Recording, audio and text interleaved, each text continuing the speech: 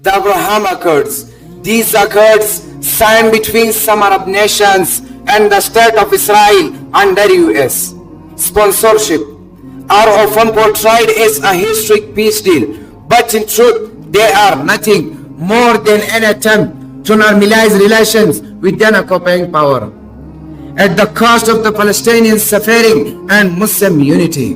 Let's ask ourselves, can true peace be built on aggression? Can normalization be accepted when the Al-Aqsa Mosque is still under occupation? When innocent lives are lost daily in Gaza and the West Bank? And when millions of Palestinians remain refugees without a homeland? The Abraham Accords are not agreements for peace. They are agreements for political gain, economic interest, and moral betrayal. The Quran says, ما كان إبراهيم يهوديا ولا نصرانيا ولكن كان حنيفا مسلما وما كان من المشركين.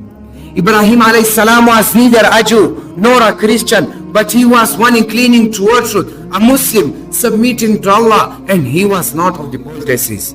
Mr. President, firstly, these accords legitimize Israel's illegal occupation and ignore the decades of bloodshed, displacement, and oppression. Secondly, they marginalize the central issue, the right of the Palestinian people to self-determination, to return to their land and to live with dignity and freedom. Thirdly, under the banner of interfaith harmony, these accords are being used to erase the concept of Muslim solidarity and to present Israel, a state built on aggression, as a peaceful partner.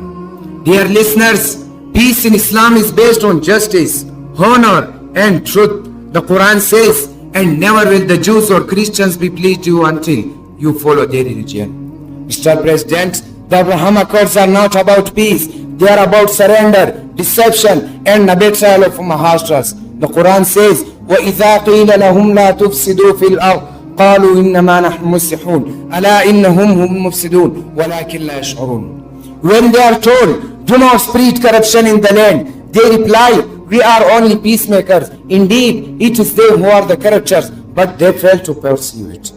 As Muslim youth, we must stand firm. We must educate ourselves and others about the reality of Palestine. We must raise our voices against injustice and never forget that Al-Quds is not just a land, it is a symbol of our faith and unity.